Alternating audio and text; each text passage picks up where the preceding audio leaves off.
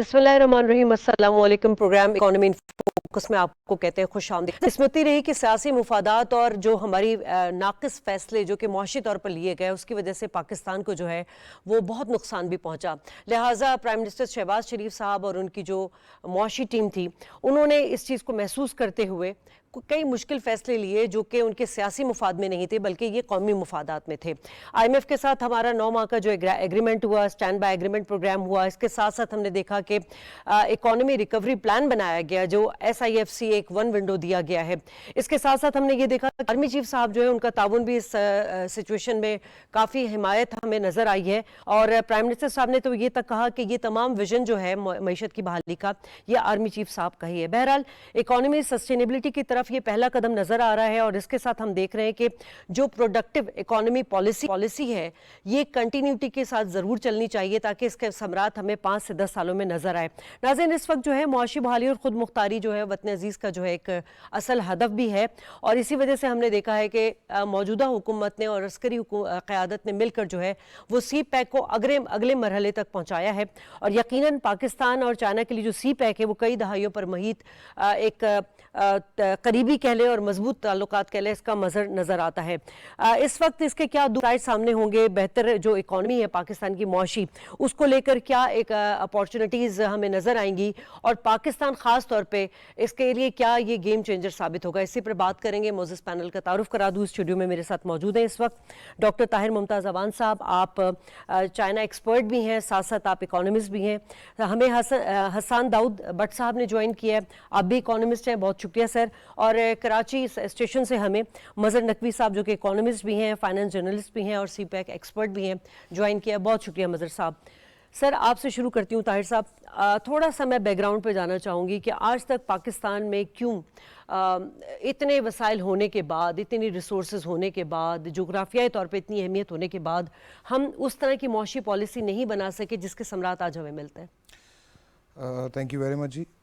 मेरे ख्याल से इकोनॉमिक पॉलिसी की जब हम बात करें तो हमारे शायद जो इंटरनल सिस्टम्स हैं, इंटरनल सिस्टम्स की इंटीग्रेशन मेरे ख्याल से सबसे ज़्यादा इंपॉर्टेंट चीज़ है। हमारे पास अभी आप थोड़ी देर पहले CPEC के हवाले से जिक्र कर रही थी, पाकिस्तान चाइना ताल्लुकात को अगर हम देख लें तो हम अभी तक एक वन विंडो ऑपरेशन इस्टेब्लिश नहीं कर सके, वन विंडो सिस्टम इस्टेब्लिश नहीं कर सके।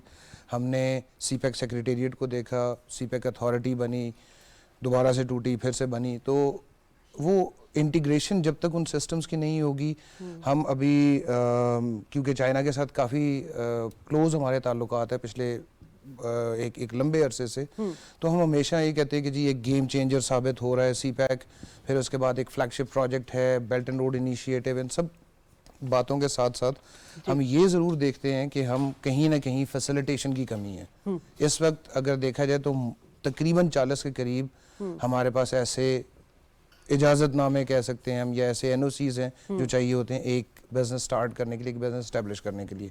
तो वो पॉलिसी में ये सारी चीज़ें जो ये बेसिक इंग्रेडिएंट्स हैं। दूसरी चीज़, बिकॉज मेरा एकेडमिया से भी ताल्लुक है, तो हम वो linkages between the university, between the academia and the policy makers, हम उस गैप को अभी तक फिल नहीं कर पाए। हम अगर पॉलिसी रिकमेंडेशंस जो हैं वो बनाते भी हैं तो वो पॉलिसी रिकमेंडेशंस शायद अगली टेबल तक पहुंचने में काफ़ी टाइम लग जाता है और जब तक वो पहुंचती हैं उस वक्त तक मेरे ख्याल से उसकी वैल्यू ख़त्म हो चुकी होती है। डेवलपमेंट, प्रोग्रेस, इकोनॉमी, GDP, ये जितनी भी चीज़ें हैं ये इंटरकनेक्टेड है आपकी करंट सिचुएशन के साथ। आप उस सिचुएशन को अगर नहीं समझ रहे, आप उस सिचुएशन को उस हिसाब से उसके हिसाब से अडेप्ट नहीं कर रहे, तो मेरे ख्याल से शायद वो पॉलिसी बनाने में हमेशा से प्रॉब्लम रहेगी। और यही चीज़ हमने 1947 से लेकर अभी तक हमने ये चीज़ देखी है कि हम उन तमाम चीज़ों को उनकी अलाइनमेंट जो है वो नहीं कर पाते।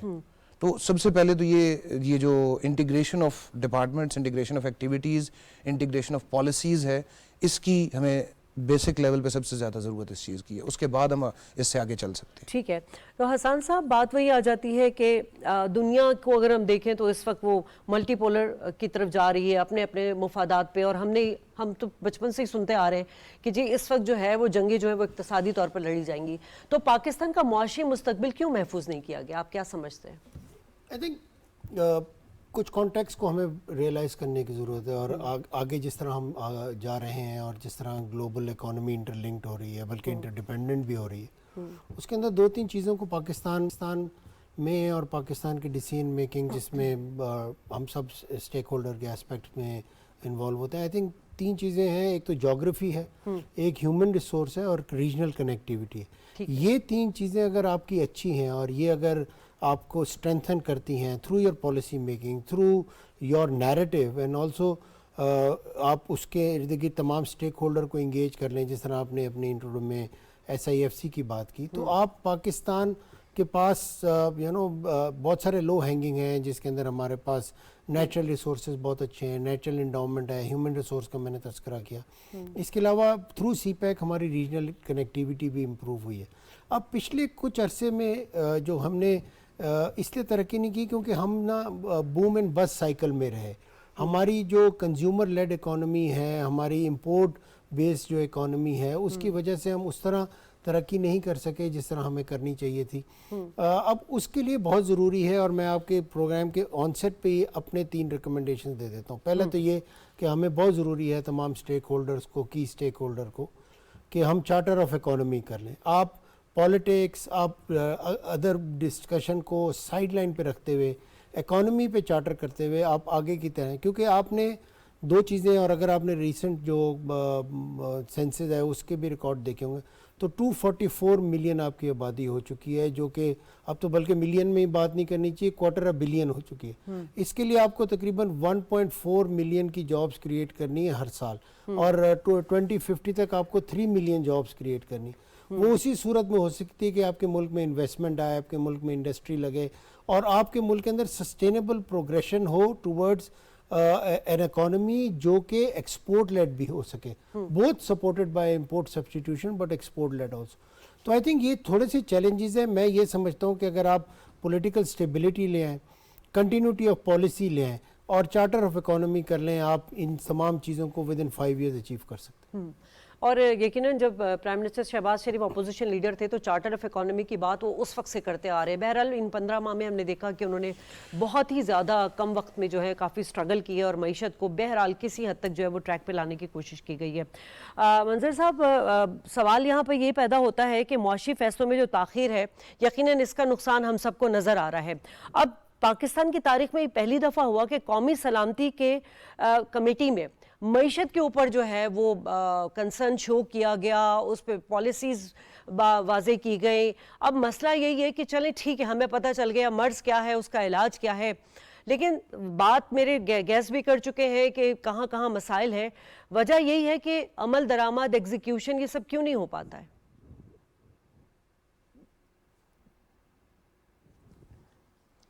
बिस्मिल्लाहिर्रहमानिर्रहीम, अल्लाहुम्मा सल्ली अला मुहम्मदिन वाले मोहम्मद। शुक्रिया शाजिया।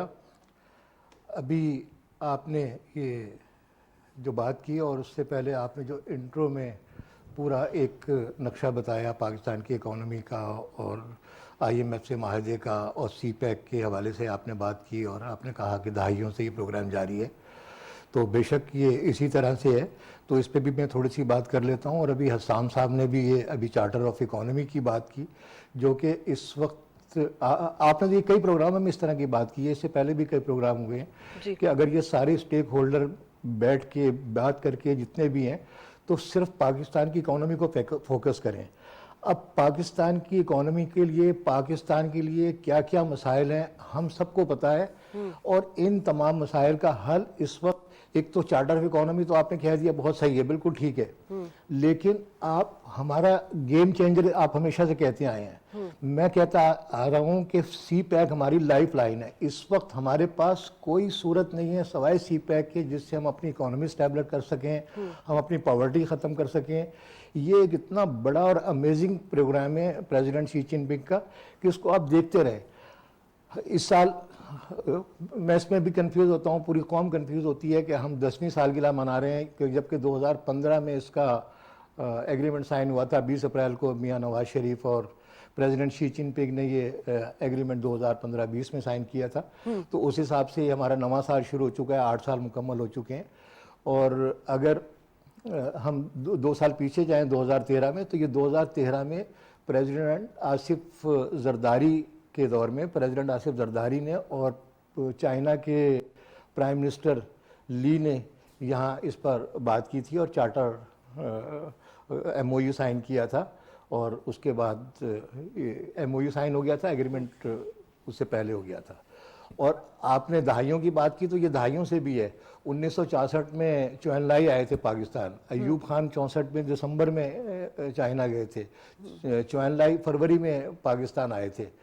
तो उस वक्त भी यही बात हुई थी कि पाकिस्तान की मईशत और से लेके मिलिट्री तक तमाम एग्रीमेंट और तमाम कोऑर्डिनेशन इकोनॉमिक और ये और वहाँ पर ये एक दहाइयों से स्टार्ट उसी वक्त हो गया था जब चौन लाई और अयूब खान की हुकूमत हुई थी। फिर 99 में परवेज़ मुशर्रफ के दौर में 90s में फिर इस पर बातचीत शुरू हुई थी और उस पर मुख्तलिफ एग्रीमेंट साइन हुए थे जिसमें यह तय हुआ था कि गवादर पोर्ट को हम यहाँ चीन के मगरबी सरहदी सूबे तक लेके जाएंगे जो सिंचांग है उधर वहाँ तक लेके जाएंगे। लेकिन मेरे ख्याल में मंजर साहब इस कॉन्टेक्स्ट में बात की जाती है 10 साल की कि 2013 में 2010 में मुख्तलिफ एग्रीमेंट 2013 में नवाज शरीफ साहब सही है कि दहाइयों से जारी है। जी, मैंने कहा इस कॉन्टेक्स्ट में 10 साल को ज़्यादा इंपॉर्टेंस दी जा रही है कि 2013 में नवाज शरीफ के साहब के बाद इस CPEC में बड़ी तेजी आई।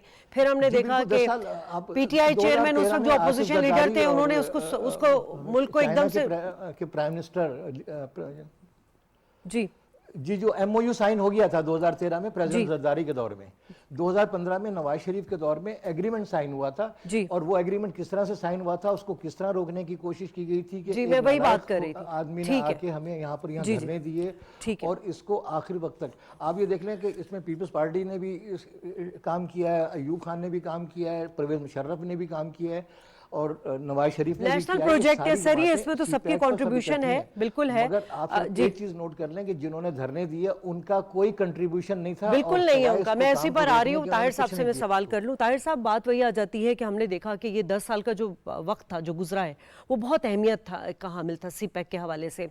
लेकिन सवाल यही है कि PTI चेयरमैन जो उस वक्त अपोजिशन लीडर थे धरना दे दिया, चीनी सदर का विजिट था वो पोस्टपोन कर दिया गया, उसके बाद वो गवर्नमेंट में आने के बाद उन्होंने CPEC को स्लो डाउन कर दिया। रज़ाक दाऊद का एक आपको स्टेटमेंट भी याद है कि हम रिव्यू करेंगे और इस तरह का जो भी उनके मामला थे।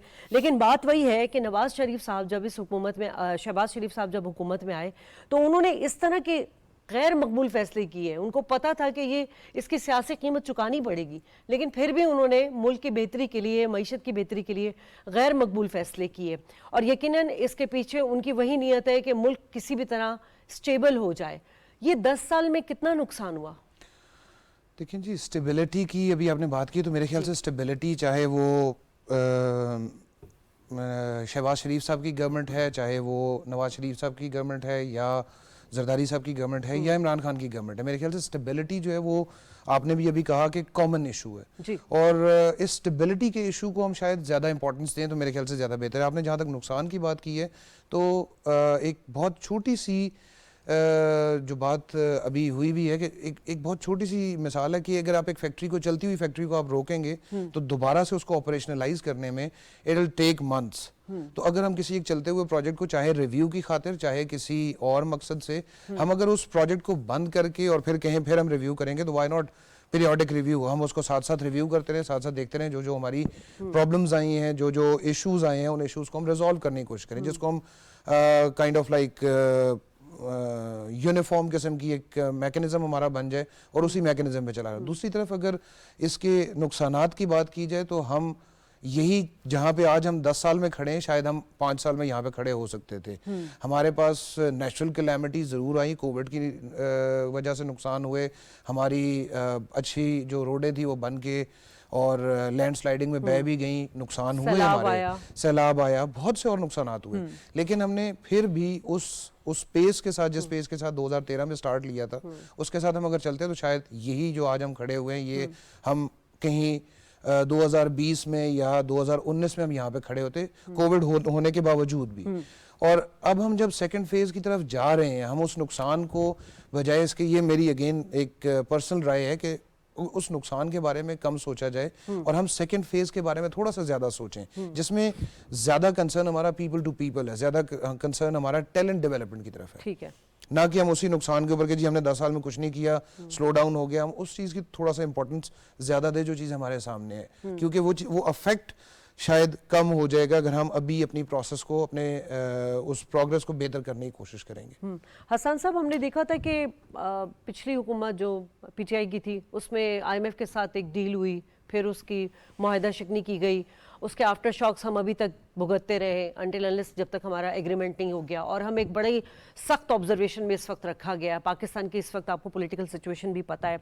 अब बात वही आ जाती है कि इस वक्त हमने आईएमएफ के साथ भी, क्योंकि सिर्फ आईएमएफ ही नहीं बल्कि दीगर मालियाती इदारे जो है उनका ट्रस्ट भी हमें जीतना है, उनके साथ भी हमें। लेकिन जो शहबाज शरीफ साहब का विजन जो हमें SIFC में नज़र आ रहा है सरमायाकारी के हवाले से, उसको आप किस तरह देख रहे हैं और कहाँ ये जा रहा है? जो कि शहबाज शरीफ साहब ने भी कहा है कि ये CPEC जैसा जो पैरेलल एक है, ये एक प्रोजेक्ट है, ये कौमी मंसूबा है, ये इसको किस तरह आप डिफाइन करेंगे? देखिए, किसी भी नेशन की सर्वाइवेबिलिटी जो है वो उसकी इकोनॉमिक स्ट्रेंथ पे डिटरमिन की जाती है। आपने अगर जंग भी लड़नी है किसी मुल्क के साथ तो उसके अंदर जो तेल डलना है टैंकों में, जहाज़ों में, शिप्स में, वो भी ख़रीदा जाता है और वो उसी सूरत में हो सकता है जब आपकी इकोनॉमिक वायबिलिटी हो। और इकोनॉमिक वायबिलिटी के लिए बहुत ज़रूरी है कि आपके मुल्क के अंदर कारखाने चल रहे हों, उससे जो माल और रसद हो रहा है वो एक्सपोर्ट हो रहा हो। उसके अलावा आपके पास एक 1100 किलोमीटर की खूबसूरत कोस्ट लाइन है जिसमें बहुत स्ट्रेंथ है, इकोनॉमिक स्ट्रेंथ है ब्लू इकोनॉमी के वाइज। तो आप गवादर के डेवलपमेंट इसी कॉन्टेक्स्ट में आप कर रहे हैं। चूँकि मैं इस प्रोजेक्ट में बहुत इनिशियली जब when I was in China उस वक्त और फिर वापस आके भी, आई थिंक जो ओवरऑल पैरामीटर है जिसका आप तस्करा कर रहे हैं और CPEC के अंदर भी थर्ड पार्टी पार्टिसिपेशन की बात, और इस वक्त आप ग्लोबल सिनेरियो, और आपने अपने इंट्रो में अगेन वो बात की, जो ग्लोबल सिनेरियो बन रहा है वहाँ पर नेशंस अपने आप को इकोनॉमिकली स्ट्रेंथन कर रही हैं। चाहे आप सऊदीया की बात करें, मिडिल ईस्ट कंट्री, उनके रिलेशनशिप विद चाइना, ये बहुत तेज़ी से स्ट्रेंथन हो रहे हैं और लोग इकोनॉमिक रीजंस के, और हमारे पास इसका सबसे अच्छा फ़ायदा है 3 कॉन्टेक्स्ट में। अगेन पहला कॉन्टेक्स्ट तो ये है कि पाकिस्तान बिल्कुल सेंटर में है, एनर्जी रिच कंट्री और energy deficient country. Energy deficient in the sense कि उन मुल्कों में जिनमें एनर्जी की रिक्वायरमेंट है, जिसके अंदर चाइना आता है, जिसके अंदर आप इवन इंडिया तक चले जाएं जोग्राफी वाइज, तो ये एक एस्पेक्ट है। दूसरा आपका ये है कि ग्वादर पोर्ट जो है वो एक स्टिमुलस है सेंट्रल एशियन कंट्रीज़ के लिए, जो कि ना सिर्फ लैंड लॉक है, उसके अंदर कुछ ऐसे भी ममालिक हैं जो डबल लैंड लॉक्ड है, मतलब ना सिर्फ वो लैंड लॉक्ड हैं, उनके नेबर भी लैंड लॉक्ड। तो उनके लिए जो हम blue economy wise support provide करते हैं वो बहुत अच्छा है। तीसरा एस्पेक्ट ये है कि जैसा मैंने पहले भी कहा कि हर गवर्नमेंट जो है, और नेचुरली जो इनकम्बेंट गवर्नमेंट भी थी और जो भी गवर्नमेंट होती है उसकी कोशिश होती है कि इकोनॉमिक प्रॉस्पेरिटी लाएं और जॉब क्रिएट करें। और मैं यहाँ पर इस चीज़ को इनकरेज उस लिहाज से करता हूँ कि हमें अभी आगे इलेक्शन का दौर भी शुरू हो जाएगा, हमें उन पार्टी को या उन पार्टीज़ को सपोर्ट करना चाहिए या उन स्टेक होल्डर्स को सपोर्ट करना चाहिए जो कि मुल्क के अंदर प्रोजेक्ट्स लाएं, जो मुल्क के अंदर डेवलपमेंट लाएं, जो मुल्क के अंदर इनिशिएटिव्स लाएं। और इसमें जहाँ तक SIFC के कॉन्टेक्स्ट में या अदरवाइज भी जो आर्मी का या सिक्योरिटी एजेंसीज का रोल है, इवन पुलिस का, वो बहुत क्रिटिकल है। देखिए, आपके मुल्क के अंदर सिक्योरिटी होगी तो बाहर से लोग आएंगे और इन्वेस्टर्स आएंगे। आपने टूरिज्म करनी है जिसका ह्यूज पोटेंशियल है, हम उसकी बात करते हैं, तो टूरिस्ट तभी आएगा ना जब आपके मुल्क सिक्योर होगा। तो एक तो उस कॉन्टेक्स्ट में बहुत ज़रूरी है। दूसरा ये कि जो आपकी सिक्योरिटी इस्टेब्लिशमेंट्स है वो उनका जो फुट होल्ड होता है, एपेक्स कमेटी में इन तमाम चीज़ों को एड्रेस किया जा रहा है। नहीं, लेकिन जो सबसे इम्पोर्टेंट बात है और मेरे लिहाज से जो सबसे इम्पोर्टेंट बात है वो ये है कि आपकी जो मिलिट्री इस्टेब्लिशमेंट होती है वो अक्रॉस द कंट्री स्प्रेड होती है। तो अगर आपने कोई इनिशिएटिव लेना है, जिस तरह एग्रीकल्चर सेक्टर में इनिशिएटिव लेना है और फार फ्लंग एरिया में लेना है, तो उनकी सपोर्ट के बगैर नहीं हो सकता। तो इसमें एक प्रैग्मेटिज्म मुझे नज़र आती है। और मैं हमेशा in my lectures to the student and also otherwise मैं हमेशा कहता हूँ कि हमें प्रैग्मेटिक लीडर सेलेक्ट करने चाहिए। ठीक है मंजर साहब, अब SIFC की जब हम बात करते हैं, लाजमी सी बात है, मैंने अभी बात की कि प्राइम मिनिस्टर साहब ने इसको CPEC के पैरेलली एक कौमी प्लान जो है उसको कहा है। अब बात यही है कि इसमें IT भी है, इसमें एग्रीकल्चर भी है, मिनरल्स भी है, एनर्जी के हवाले से भी है, दूसरा डिफेंस प्रोडक्ट के हवाले से भी है। अब इन सारे मंसूबों को इन तमाम सेक्टर्स पर काम होना है। इन मंसूबों को बढ़ाने के लिए SIFC का क़याम और फिर एक एग्जीक्यूशन यकीनन एक बड़ा चैलेंज होगा। लेकिन आप क्या समझते हैं कि ये मंसूबा जो है, ये अगर कंसिस्टेंसी के साथ चलता रहा और इसके एग्जीक्यूशन सही टाइम पे हो तो कितनी जल्दी ये मईशत को सहारा दे सकता है?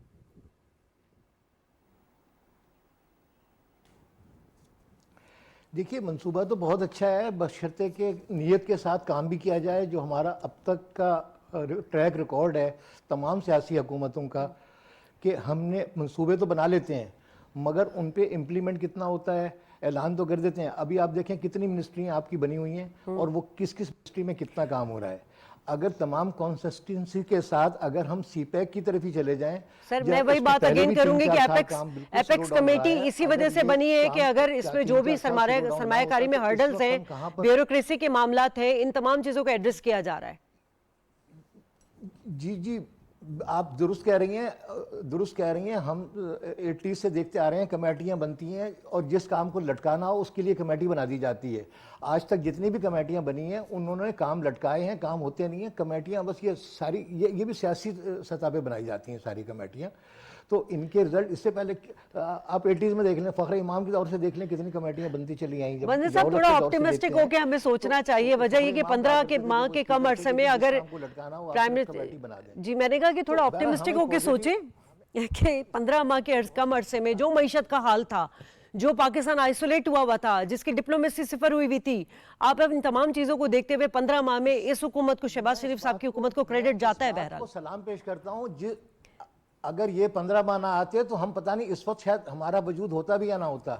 जिस सतह पे इकोनॉमी पहुंच गई थी, हम डिफॉल्ट थे। आप सारे इकोनॉमिक इंडिकेटर उठा के देख लें कि हम 2022 में डिफॉल्ट हो चुके थे। जिस तरह से हमारे साथ हुआ, जिस तरह इकोनॉमी हुई, आप सारे रिकॉर्ड देख लें कि 80% जो पिछले 4 सालों में पिछले दौर में लिया गया और फिर ये जो 15 माह गुजरे हैं इसके अंदर जो भुगता है सिर्फ मुल्क की खातिर भुगता है, लेकिन जो इकोनॉमी की पोजीशन थी, जिस तरह उसको संभाला गया, जिस तरह तल्ख फैसले लिए और जो आज उसका रिजल्ट आया है तो कि हर आदमी परेशान है, तो ये सारा उन 4 सालों का किया धरा था जिसमें सिर्फ लोन लिए गए लेकिन लाए कहाँ गए आज तक नहीं पता, कितनी करप्शन हुई आज तक नहीं पता। अगर उन 4 सालों का एनालाइज कर लें तो आपको समझ में आ जाएगी कि इन पे 15 महीने कैसे गुजरी होगी और किस तरह से गुजारा होगा। लेकिन ये तो एक अलग सब्जेक्ट है, लेकिन ये इससे पहले कभी पिछली हुकूमतों में, उससे पहले भी हुकूमतें आती रही हैं, कभी इतना सीरियस होकर नहीं किया। इन्होंने तो ये अपना पॉलिटिकल कैरियर दाव पे लगा दिया। बिल्कुल ऐसे ही है, वरना ये भी आसान फैसले कर लेते। ये हार्ड डिसीजन देखे ना, इसी वजह से लिए गए ना। आप देख लें कि 9 महीने किस तरह IMF ने हमसे नाक की लकीरें लगाई हैं और फिर जाके हम यहाँ पर आए हैं। बिल्कुल। तो अब हमें ज़्यादा से देखिए, इस वक्त जनरल आसिम मुनीर से इतनी तवक्कुआत हैं कि वो हर मामले पे आके आपके प्राइम मिनिस्टर के डिसीजन हो, SICT हो और इसके अलावा CPEC हो। CPEC में सबसे बड़ा मसला सिक्योरिटी के मसाइल हैं, मुस्तकिल चले आ रहे हैं। बलूचिस्तान के मिलिटेंट हैं, ईरानी मिलिटेंट हैं, बलोची मिलिटेंट हैं और आसिम मुनीर ईरान का दौरे पे गए और वहाँ सारी उनसे बात करके आए उसको प्रोटेक्शन देने के लिए, क्योंकि बहुत अच्छा मंसूबा है लेकिन उसके सिक्योरिटीज इश्यूज भी तो हैं। माजी में आपने देखा है कि क्या कुछ होता रहा है। तो हमें जहाँ इतनी मिनिस्ट्रियाँ बन रही हैं, अगर हम एक मिनिस्ट्री डेडिकेटेड बना दें, CPEC की मिनिस्ट्री बना दें, अगर जहाँ इतने काम हो रहे हैं, अगर हम पाकिस्तान और चाइना मिलके एक CPEC फोर्स बना दें जिसमें कि तमाम बलोचियों को अप्लाई कर लिया जाए, ये मेरी अपनी ज़ाती राय है, कोई ऐसा ख्याल नहीं है कि क्योंकि हमें CPEC की सिक्योरिटी चाहिए, इसी से यही हमारा फ्यूचर है। गवादर हमारा फ्यूचर, अभी हसाम ने बात की थी गवादर की, इन्होंने जिक्र किया था, गवादर हमारा फ्यूचर है। डॉक्टर ताहिर साहब ने भी अभी फेज 2 के हवाले से बात की थी अभी थोड़ी देर पहले। और गवादर पोर्ट की तामीर में बड़ी नुमाया पेशरफ्त भी हो रही है। मंजर साहब CPEC को देखें तो सही कि कितने, देखिए अब तक किसी सियासी हुकूमत ने डेवलपमेंट नहीं की पाकिस्तान में। आज जगह जगह मोटरवेज का, मुल्तान सखर, तमाम इंटीरियर में, तमाम ये नॉर्दर्न एरियाज में जगह जगह जो सड़कों का जाल बिछा हुआ है, ये सब सीपैक में बनी है।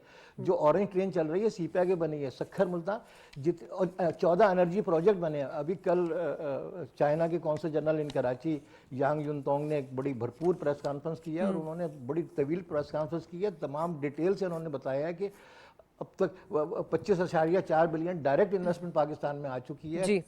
2.25 अरब रुपए टैक्सेस की मद में वो दे चुके हैं और 14 एनर्जी प्रोजेक्ट तक बन चुके हैं। 36 मंसूबे तकमील हो चुके हैं फेज 1 में। अभी फेज 2 फिर जा रही है। 8,000 मेगावाट बिजली भी सर, वो भी काफी चीजें, 2,36,000 जॉब्स अपॉर्चुनिटी है। इकोनॉमिक डेवलपमेंट इतना कुछ है। अगर आप डिटेल में जाए ना तो हमारा फ्यूचर जो है ना सीपैक, हमारा फ्यूचर जो है ना गवादर, हमें इसको फोकस करना चाहिए। और बाकी ये नहीं कि हम इन्हीं पर बैठ जाएं, हमें बाकी भी तो काम करने हैं ना। बिल्कुल। तो मैं ये कहता हूँ कि एक मिनिस्ट्री अलग से बना दें।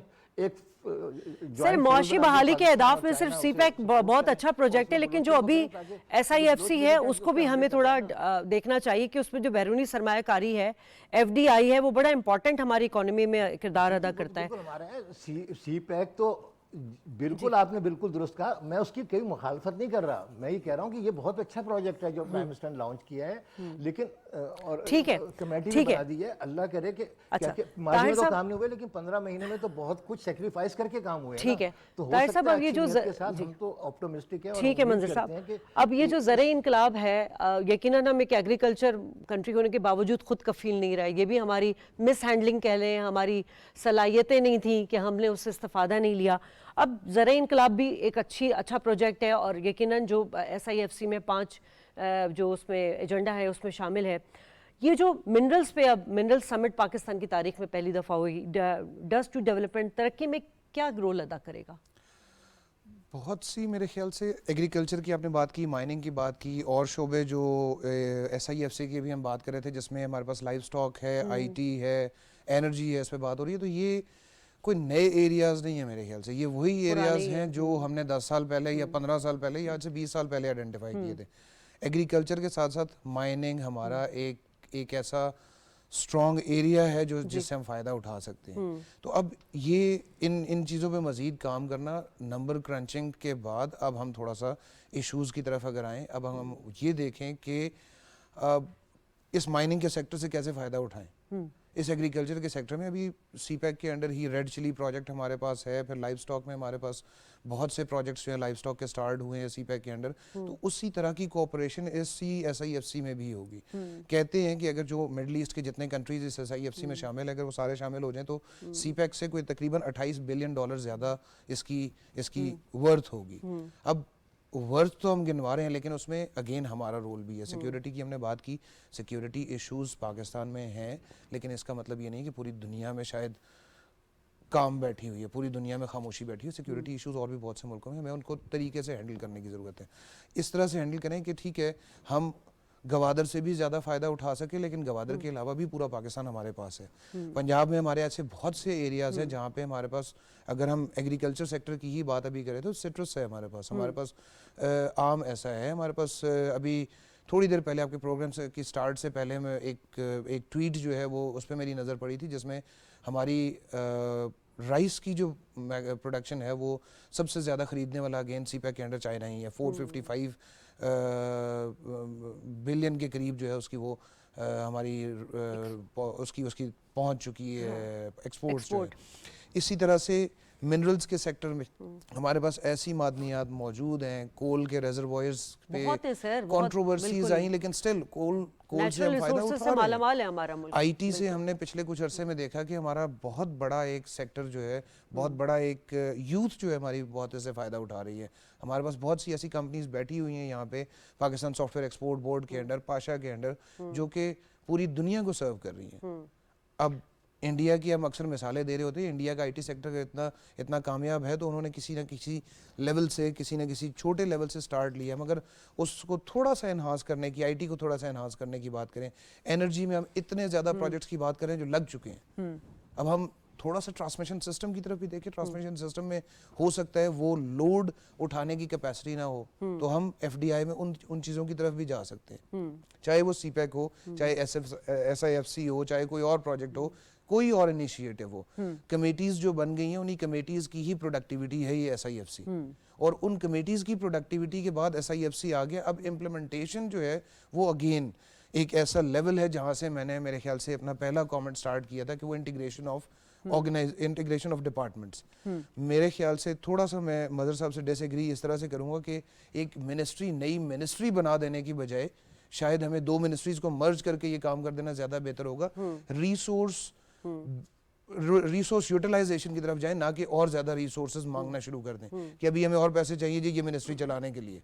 तो आप दो मिनिस्ट्रीज को मर्ज करके एक नई मिनिस्ट्री बनाएं, रीनेम कर दें उसको, जो कि अपने पोर्टफोलियो में इन सारी चीज़ों को ऐड कर ले। ठीक है हसन साहब, अब यही बात हो रही है कि ये मिनरल समिट जो हुई है और इसमें आर्मी चीफ साहब का खिताब एक बड़ा अहम रोल अदा किया है उनकी स्पीच ने, क्योंकि जो बैरूनी सरमायाकार आए हुए थे हमारे मिडिल ईस्ट से भी और दीगर जो आए हुए थे, उनको एक एहसास हुआ, एतमाद का एहसास हुआ, और हुकूमत भी यकीनन वफाकी हुकूमत भी इस पर बड़ा काम करने के लिए कोशिश कर रही है। 25 रुकनी नया सरमायाकारी बोर्ड तश्कील दे दिया गया है। आप क्या समझते हैं इन तमाम चीज़ों को देख के गैर मुल्की सरमायाकार जो है उसका ट्रस्ट लेवल कितना बड़ा, और ख़ास तौर पर बलूचिस्तान में तो आप देखें ना, रेक्विडिक है, सैनिक, इतने मंसूबे हमारे हैं जिनकी अभी तक सही तखमीना नहीं लगाया गया है कि कितनी मालियत का वो है, उसमें क्या काम हो सकता है? देखिए 2 चीज़ें बड़ी इंपॉर्टेंट। एक तो इस कॉन्टेक्स्ट में बहुत अच्छा इवेंट था, नज़र आ रहा था, तमाम स्टेक होल्डर्स मौजूद थे, और आपके पास फॉरेन इन्वेस्टर्स थे, और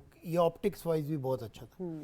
लेकिन my argument would always remain कि आप ये बताएं कि क्या आपके पास जब इन्वेस्टर आता है आके और आपको भी पता है कि आपके पास ज़खायर हैं, प्रूवन रिजर्व्स हैं ऐसे जो कि गोल्ड से लेके और बहुत सारे मादनियात तक हैं, जेम्स एंड ज्वेलरी के एस्पेक्ट में भी बहुत सारे। मेरा जो आर्ग्यूमेंट है वो ये है कि आपके पास इन्वेस्टर आते हैं, बहुत सारे आते हैं, चाइनीज़ भी आते हैं, और हमें ये जो कि मैं बोर्ड ऑफ इन्वेस्टमेंट को लीड किया है 4 साल, तो वो आते हैं। प्रॉब्लम ये होती है कि वो सस्टेनेबिलिटी आपने कैसे इंश्योर करनी है, और आई थिंक SIFC एक ऐसी बॉडी है जो कि इसको इंश्योर कर सकती है। बट मेरा ये भी एक आपके प्रोग्राम से गुजारिश होगी कि जब आप नई बॉडीज़, नई मिनिस्ट्रीज़, नई ऑर्गेनाइजेशंस, नई अथॉरिटीज़ बनाते हैं, तो खुदारा वो अथॉरिटीज़, वो ऑर्गेनाइजेशन, वो मिनिस्ट्रीज़ जिनकी वजह से आपको नई बनानी पड़ी है, तो उनको बंद कर दें। वरना हम एक we are a developing country, और हमारे रिसोर्सेज थोड़े होते हैं। जहाँ पे रिसोर्सेज थोड़े हों, ऑल्दो आपके पास हार्ड वर्किंग ह्यूमन रिसोर्स भी हो, अगर आप उसका बेदरिग इस्तेमाल करेंगे तो फिर आपके पास चैलेंजेस आएंगे। आपने इन रिसोर्सेज को जो आपके पास हैं, हर गवर्नमेंट आती है, चैलेंजेस करती है, फिर लोन लेने पड़ते हैं, तो नई बॉडीज़ ना बनाएं, पुरानी बॉडीज़ को एफिशिएंट करें। उन बॉडीज़ में से जिसने काम नहीं किया उनका एहतसाब करें, अगर किसी चीज़ का अगर सही एहतसाब करना है तो पूरे एफिशिएंसी का करें। ठीक है मंजर साहब, अब आखिरी सवाल आपसे ले लेती हूँ। यकीनन प्राइम मिनिस्टर शहबाज शरीफ साहब की हुकूमत ने की ही कोशिशों की वजह से CPEC अब दूसरे मरहले में दाखिल हो गया, और इसमें हम देख रहे हैं कि सनती और ज़रूरी ताउन भी है। गवादर की हमने बात कर ली, उसकी तरक्की के हवाले से भी बात की, हमने थोड़ा डिस्कस किया, समाजी इक्तिसादी तरक्की पर भी इस पर फोकस किया गया है। आप इसके दूरस्थ नताइज कैसे देख रहे हैं, और अगर ये कंटिन्यूटी के साथ, सस्टेनेबिलिटी के साथ चलता रहा, तो कितने दिन में हमें यही बात आगे के नताइज मिलने शुरू हो जाएंगे?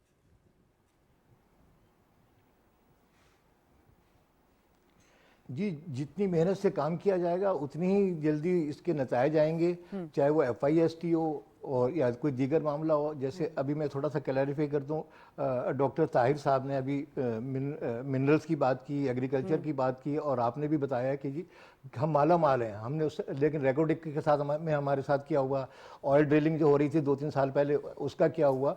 हमारे पास तो इतना सोना भरा हुआ है ज़मीन में, मिनरल ही मिनरल्स हैं, हम इतने रिच हैं कि हम सोच नहीं सकते।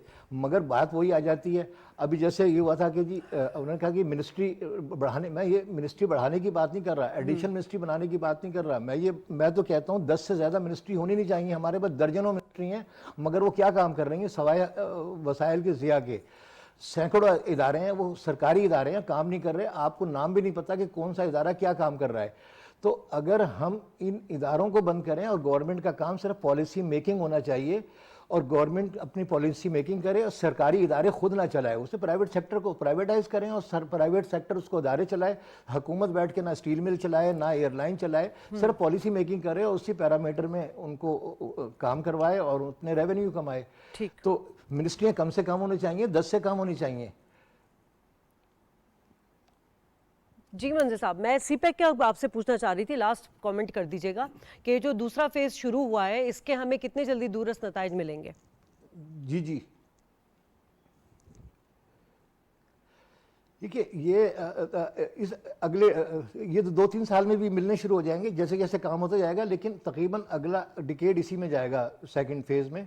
और क्योंकि ये एक बहुत बड़ा चैलेंज है कि जो जब सिक्योरिटी की भी बात आएगी, क्योंकि हमें गवादर से लेके काशगर तक पहुंचना है, सिंचांग तक पहुंचना है, और सब उसमें पाइपलाइंस हैं, रोड्स हैं और बहुत सारे काम, बहुत सा काम हो चुका है, बहुत सा बाकी है। और बड़ा अब जनरल आसिम के होते हुए हमें उम्मीद है कि इनके टेन्योर में हम तकरीबन 50% से ज़्यादा काम कर जाएंगे, जो हमें पूरे अगले डिकेड का काम है। वैसे तो उन्होंने एक डिकेड इसका किया कि ये नेक्स्ट डिकेड में इंशाल्लाह हमारा ये कंप्लीट हो जाएगा, लेकिन मैं इतना ऑप्टोमिस्टिक हूँ और जनरल आसिम मुनीर की वजह से कि जितना वो दिलचस्पी ले रहे हैं पाकिस्तान की इकॉनमी में, सीपैक में, और जा के हर जगह वो मेहनत कर रहे हैं, कोशिशें कर रहे हैं, मुसलसल लगे हुए हैं और सीपैक पे वो ख़ास तवज्जो दे रहे हैं और किसी किस्म का किसी मगरबी प्रेशर, कहीं का कोई प्रेशर नहीं ले रहे और सिर्फ अपने मुल्क और कौम के लिए काम कर रहे हैं और हर जगह इन्वॉल्व हैं। तो मुझे उम्मीद है कि उनके टेन्योर में हम 50% से ज़्यादा अचीव कर लेंगे।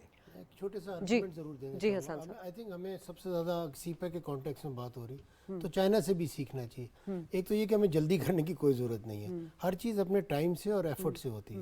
जितनी एफर्ट करेंगे, जितनी अच्छी प्रैग्मेटिक प्लानिंग करेंगे, मैं बार बार अच्छा, ये तो लॉन्ग टर्म पॉलिसी भी लेकिन मैं होगी एक ना? बात आपको कर लूँ सीपैक आपके लिए जी नहीं, सीपैक तो 2030 तक है ना और उससे आगे भी जाएगा। जी, जी। आपने दो चीज़ें इसमें बहुत ज़रूरी, और चाइनीज़ एक डेन शॉपिंग की कोट है, we will cross the river by touching each stone. तो आपने इस तरह ही जाना है, आपने step by step, phase by phase आगे लेके जाना है। और अगर आप एमओयू, फर्स्ट एमओयू उठा लें सीपैक का, उसके अंदर लिखा हुआ था इजी प्रोजेक्ट्स फर्स्ट। ये हमें एशियन टाइगर बनने का और हमें जो बहुत तेज़ी से तरक्की करने का शौक है, एक प्रोसेस होता है, उस प्रोसेस के बगैर तरक्की नहीं होती। और लेकिन उस प्रोसेस के मैं लिए जो सवाल आपसे कर रही थी वो ये कि ये तो चले एक लॉन्ग टर्म पॉलिसी के कॉन्टेक्स्ट में बात हो रही है, पाकिस्तान को इस वक्त जो मसाइल हैं मुआशी तौर पे, शॉर्ट टर्म पॉलिसी भी चाहिए ताकि थोड़ा सपोर्ट शॉर्ट टर्म पॉलिसी के अंदर 5 साल के अंदर आप अपने स्पेशल इकोनॉमिक जोन को efficient, ease of doing business में क्रिएट करें। चाइनीज़ इन्वेस्टर, जो कि चाइनीज़ इकॉनमी खुल रही है, पिछले 2 क्वार्टर उसकी परफॉर्मेंस अच्छी है। अब चाइनीज़ इन्वेस्टर और हमारी लीडरशिप, हमारे बिजनेस कम्युनिटी की लीडरशिप जाके उनसे मिलें, दोबारा इंगेज करें। और इसके अलावा आप एग्रीकल्चर सेक्टर और माइनिंग सेक्टर को, नॉट जस्ट सीपैक, इसके अलावा भी जैसा आपने जिक्र किया, इन्वेस्टर्स के साथ इंगेज करें और उनको ये अश्योरेंस दिलवाएं कि पार्टी या कोई भी पॉलिटिकल पार्टी या कोई भी और लीडरशिप सिर्फ अपने टेन्योर के लिए नहीं सोच रही इस दफ़ा पाकिस्तान में, वो अगले जनरेशन के लिए सोच रही है। अगर आप, जब आपकी पॉलिटिशियंस, आपकी पॉलिटिकल पार्टियां अपने टेन्योर का सोचती रहेंगी तो हर 10 साल बाद हम इस तरह का प्रोग्राम करेंगे और यही गुफ्तगू करेंगे। ठीक है, एक बहुत छोटी सी चीज़ मैं जी। दाऊद साहब की बातों में ताहिर ऐड साहब। कर दूं जी। मैंने थोड़ी देर पहले भी कहा था कि टैलेंट डेवलपमेंट की तरफ जाएं। हम फेज़ 2 को, जो हम कहते हैं जी पीपल टू पीपल कनेक्शंस, तो हमने प्रोजेक्ट्स जो बना लिए उसमें हम रोना सबसे बड़ा ये रो रहे होते हैं कि हमारे पास ह्यूमन रिसोर्स नहीं है, हमें नौकरियां नहीं मिल रही। वो चाइनीज जो हैं अपने वर्कर वहां से लेके आते हैं, वहां पे प्रोजेक्ट में करवा रहे होते हैं। नहीं हमें सर, बहुत कम नौकरी मिल रही है। 2,36,000 अपॉर्चुनिटीज हैं, जॉब अपॉर्चुनिटीज। मैं एग्री करूंगा, लेकिन बहुत सी ऐसी अपॉर्चुनिटीज है जो हम अवेल नहीं कर रहे क्योंकि हमारे पास वो ट्रेंड रिसोर्स नहीं है। हमें वो ट्रेंड रिसोर्स बनाने की जरूरत है। हमें उस टैलेंट डेवलपमेंट का जो वर्ड आपने स्किल डेवलपमेंट का, मैंने टैलेंट डेवलपमेंट का वर्ड यूज किया, या ह्यूमन रिसोर्स डेवलप करने की जरूरत है जो उन प्रोजेक्ट्स पे जाके काम कर सके, जो इस काबिल हो कि चाइनीज कंपनी उन्हें एम्प्लॉय करे। उसमें सिर्फ और सिर्फ चीनी जुबान नहीं है, उसमें वर्किंग प्रैक्टिसेस मौजूद हैं। वो वर्किंग प्रैक्टिसेस उन्हें फॉलो करनी चाहिए। ठीक है, तीनों मेहमानों को बहुत शुक्रिया। प्रोग्राम का वक्त खत्म हो। यकीनन नाज़रीन, इस वक्त जो शरीफ साहब की हुकूमत है उन्होंने बड़े ही हार्ड डिसीजन लिए हैं इकॉनमी रिकवरी के लिए, और यकीनन ये वो प्लान था जो गैर मकबूल भी था, जिसके उनको शायद वही बात आ जाती है कि सियासी कीमत भी चुकानी पड़ेगी, लेकिन यकीनन ये पाकिस्तान की मौशी तरक्की की तरफ पहला कदम है। इसमें सिर्फ हुकूमत को या अस्करी क़यादत को मिलकर काम नहीं करना, तमाम स्टेक होल्डर्स को, मुझे और आपको, हम सबको मिलकर जो है शाना बशाना इसके साथ खड़े होना है ताकि पाकिस्तान को मौशी तरक्की की तरफ लगाया जा सके। प्रोग्राम से इजाज़त, अल्लाह ने के बाद।